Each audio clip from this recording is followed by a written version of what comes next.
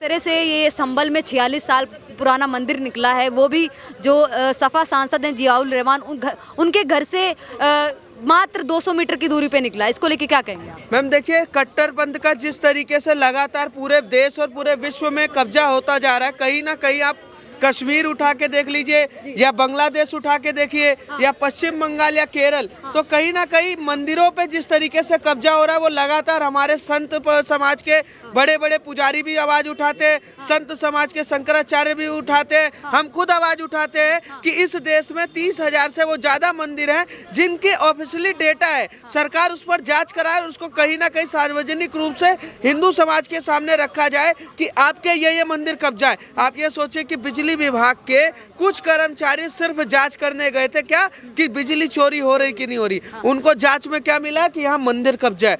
1978 में हुआ दंगा, 1978 में हुआ दंगा कहीं ना कहीं कट्टरपंथ का वो इलाज था जिसने वहाँ मंदिर कब्जा किया, वहाँ के लोगों का घर कब्जा किया, वहाँ के बहन बेटियों के साथ बलात्कार करने की कोशिश की, उनको पलायन करने पे मजबूर किया। और वो लोग नारा लगाते हैं देश में खड़े होकर कि भाईचारा कायम रहेगा, भाईचारा हिंदू मुसलमान भाई भाई। कहाँ हिंदू मुसलमान भाई भाई हो रहे? हमारे मंदिर कब्जा कर ले रहे हो, 46 साल बाद हमें मिल रहा है वो मंदिर, वो भी जब सरकार वहाँ पर जाकर जाँच करती है तो जाके मिलता है। आप कब्जा तो बहुत सारा चीज कर रहे हो, कब्जा वक्फ बोर्ड के तहत करते हो, मुस्लिम पर्सनल बोर्ड के तहत कर रहे हो, माइनॉरिटी कमीशन के तहत कर रहे हो, वर्शिप ऑफ एक्ट आपके लिए बनाया गया है। आप ऐसे कानून जाल के में फंसाकर हिंदुओं के मंदिर पर, उनके जमीनों पर, उनकी माँ बहन बेटियों पर, चाहे लव जिहाद हो, चाहे दंगे करना हो, ऐसा एक कानून कांग्रेस ने बनाया है जिसके तहत कहीं ना कहीं हिंदू को हमेशा अन्याय ही मिला है। और इस सरकार में आने के बाद न्याय की एक ज्योति जली है, उस ज्योति में यह दिखता है हमें कि आने वाले टाइम में 30,000 से ज्यादा जो मंदिर है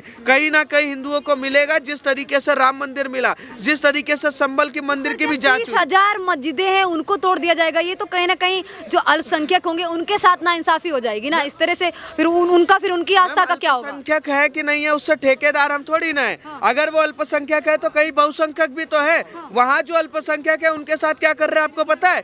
बांग्लादेश में जो वहाँ पर अल्पसंख्यक हिंदू समाज के लोग हैं उनको मारा नहीं जा रहा, उनकी बहन बेटियों को नहीं काटा जा रहा। कश्मीर में नहीं किया इन लोगों ने, अफगानिस्तान में नहीं किया, यहाँ अल्पसंख्यक है। अल्पसंख्यक है तो क्या हम अपने छाती में ढोएंगे? सबसे बड़ा कारण है कि आज कोलकाता का मंत्री, पश्चिम बंगाल में एक मंत्री है, वो बयान देता है कि हम अपने आप को नहीं मानते कि हम लोग कहीं ना कहीं माइनॉरिटी हैं। ठीक है, हमारा टाइम है, कहीं ना कहीं हम माइनॉरिटी से भी ज्यादा संख्या में आएंगे और इस देश में कब्जा करेंगे। ये पश्चिम बंगाल में संवैधानिक शपथ लेने वाला मंत्री कह रहा है और कैबिनेट मंत्री कह रहा है और उसके बाद भी हिंदू जाग नहीं रहा है। हिंदू को लगता है नहीं भाईचारा कायम रहेगा। अभी तो संबल का मंदिर मिला है, कहीं ना कहीं हर जगह का आप देखते जाइए, जहां जांच मिलेगी वहां शिव कहीं ना कहीं मिलेंगे। और जो ओबीसी कह रहे हैं ना कि मैं संसद खोद दूं तो वहां मिल जाएगा, तो क्या हो जाएगा? मैं आपको बता दूं, संसद आप खोद भी नहीं सकते क्योंकि आप यहाँ किराएदार हो, किराएदार के तरीके से रह रहे हो। देश के नागरिक है, किराएदार कैसे हो गए? अल्पसंख्यकों की आवाज उठाते हैं संसद में। मैम अल्पसंख्यकों की कौन सी आवाज उठा रहे हैं? कौन सी आवाज उठाते हैं? फिलिस्तीन की आवाज उठाते हैं। वो फिलिस्तीन वाले यहाँ के देश के कल अल्पसंख्यक है, वो जो देश में दंगे करके चले जाते हैं, जो रामनवमी पे पत्थर चला के चले जाते हैं, उस पर कभी इन्होंने पश्चिम बंगाल में हुए हिंदुओं पे जो वार हुआ कभी बोला? हिंसा पे जो लगातार हिंदुओं को पलायन कराया गया पश्चिम कश्मीर से, उस पर बोला कभी इन्होंने? उत्तर प्रदेश में जो दंगा हुआ उस पर बोला नहीं? संभल में हिंदुओं पर जो लगातार अत्याचार हुआ, हिंदुओं को पकड़कर मारा गया, क्या उस पर बोला? ओबीसी तो है जो संभल में मरे हैं वो शहीद हुए हैं क्योंकि प्रशासन ने उन पे गोलीबारी की थी। इस चीज को लेके तो बोला है असदुद्दीन ओवैसी ने। मैम 72 हूर तक पहुंचाने का काम किया है पुलिस ने। मुझे एक बात पता है कि वो लोग एक ऐसे लोग थे जो कहीं ना कहीं उत्तर प्रदेश का सौदा करने निकले थे और उत्तर प्रदेश की सरकार ने उनको 72 हूर तक पहुँचाने का काम किया। जिसके लिए वो निकले थे वहाँ पर उनको काम दिया गया। आप एक बात बताइए, वो सौदा लेने नहीं निकले, उत्तर प्रदेश खरीदने के लिए निकले थे, उत्तर प्रदेश जलाने के लिए निकले थे, उत्तर प्रदेश के वहाँ के हिंदुओं को डराने के लिए निकले थे कि तुम किसी मंदिर के लिए आवाज उठाओगे तो हम ऐसे ही करेंगे। पर उत्तर प्रदेश की सरकार सख्त थी, उन्होंने सीधा जमीन जोत कर दिया, मिट्टी में मिला दिया। योगी आदित्यनाथ ने भी एक बयान दिया इसी बीच, उन्होंने कहा है अब ये जो विपक्ष वाले हैं ये आरोप लगा दें कि शासन और प्रशासन ने रातों रात मंदिर बना के तैयार कर दिया जो 46 साल पहले निकला है। मैम उत्तर प्रदेश की सरकार और उन्होंने जिस तरीके से एक बात बोली है, योगी आदित्यनाथ हिंदू हृदय सम्राट है, उन्होंने एक सत्य की बात बोली है कि इस पर कट्टर कट्टरपंथी नेता जमते उलमा और ये जो बड़े बड़े संगठन हैं ओबीसी और ये सारे आतंकवादी ये कृपया करके ये बताए कि अब ये भाईचारा कहाँ से कायम होगा। जिस मंदिर को कब्जा करके बैठे थे उसे भी तो खोद के निकाला गया ना। आप बात कर रहे थे कि ईदगाह जो है वहाँ पर नहीं है, यहाँ पर नहीं है, वहाँ पर नहीं है। जब खुदेगा तो कहीं ना कहीं कुछ मिलेगा ही।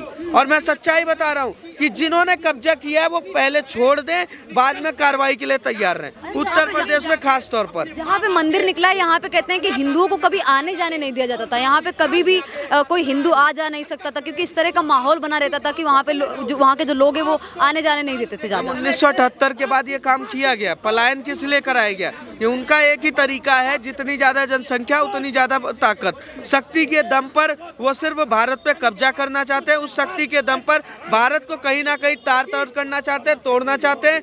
वक्फ बोर्ड हो चाहे मुस्लिम पर्सनल बोर्ड, उस बोर्ड के कब्जे के तहत हिंदू को कहीं ना कहीं तोड़ना चाहते हैं। कहते हैं हम जाति जनगणना कराएंगे, पर मुस्लिम जनगणना क्यों नहीं कराएंगे? फिर कहते हैं कि हम हिंदुओं को तोड़ेंगे, मुसलमानों को भी तोड़ो भाई। हमारे मंदिर कब्जा करके बैठे हो, हम मांग रहे तो देने के लिए तैयार नहीं हो। फिर हम कहते हो हिंदू मुसलमान है, और हिंदू मुसलमान हो रहा तो होता रहेगा। अभी संभल में 46 साल बाद एक मंदिर निकलता है। 1978 में जो हिंदुओं के साथ में हिंसा होती है और हिंदू मुस्लिम में जो हिंसा होती है, उसके बाद से हिंदू है वो वहाँ से प्लान कर जाते हैं और अब 46 साल बाद वहाँ पे मंदिर निकलता है। आप मेरी एक बात सुनिए, ये मंदिर निकला 46 साल बाद। हाँ।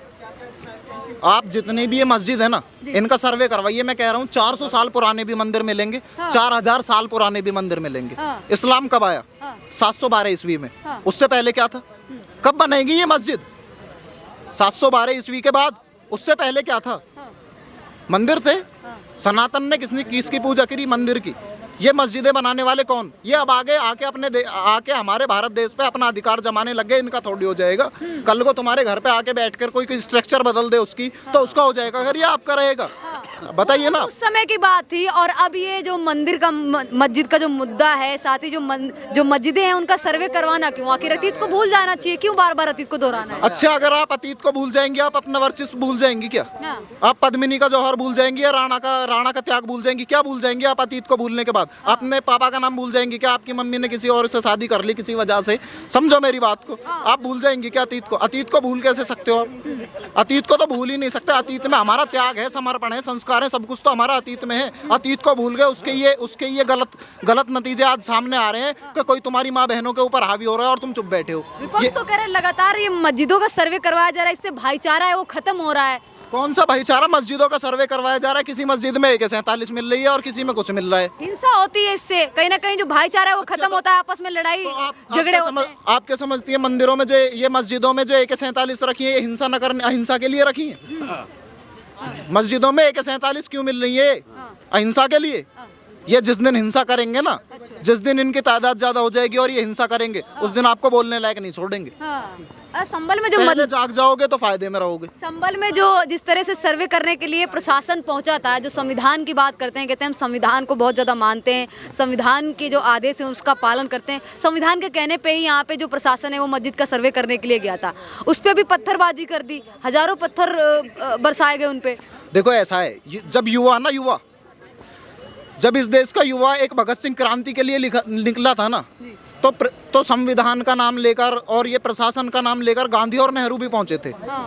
अगर उनके हिसाब से इस देश में काम होते ना, तो हम आज भी गुलाम होते। बांग्लादेश, भारत के बाद पाकिस्तान दे दिया, बांग्लादेश दे दिया, अब भी भारत में हम सेफ नहीं है। अगर ऐसे ही संविधान के हिसाब से काम करोगे तो तुम सेफ हो जाओगे क्या? युवा को आना पड़ेगा और युवा के सामने फिर जो आएगा ना वो उसके साथ तो गलत करना ही पड़ेगा। युवा इस देश का निकल पड़ा है। इस देश का निकला हो ना निकला हो, मैं यूपी की गारंटी लेता हूँ, बाबा की सरकार है, यूपी का युवा निकल गया है। और यूपी का युवा अपने चरम लक्ष्य को प्राप्त करके ही रुकेगा। यूपी का युवा चरम लक्ष्य को प्राप्त करके अपने सनातन की नींव जो नींव है ना, उसको फिर से निकाल कर रखेगा, चाहे मस्जिदों के कितने भी ढांचे उठाने पड़ जाए। अल्पसंख्यकों की जो भावना है उसको ठेस नहीं पहुंचेगी, आपको नहीं लगता है? उसकी भावनाओं को ठेस पहुंचेगी। जो अल्पसंख्यक हैं उनके मस्जिदों को टारगेट किया जाएगा तो उनका भी बुरा लगेगा। नारा दे रहे हैं ना, बटोगे तो कटोगे। अल्पसंख्यक बट क्यों रहे हैं? बटोगे तो कटोगे, साथ रहो ना, हिंदू बन के रहो, हिंदू बन के रहो। अगर हम किसी मैं आपसे क्वेश्चन करना चाहता हूँ, आप हिंदू हैं? हाँ, हिंदू। आपने तिलक क्यों नहीं लगाया? शर्म आती है ना हमें नहीं, शर्म आती है अपने संस्कारों को दिखाने के लिए। शर्म की बात नहीं है सर। कोई मुस्लिम जाएगा इधर से बुर्खा पहन के जाएगा, कोई मुस्लिम इधर से जाएगा बुर्खा पहन के जाएगा, टोपी लगा के जाएगा। आपने तिलक क्यों नहीं लगाया? मैं एक छोटा गलती यही है, हमारे संस्कारों को हमसे छुपा दिया गया। 4-5 पीढ़ी हमसे पहले की जो थोड़ी खराब निकल गई, उनकी वजह से हम हो गए पागल।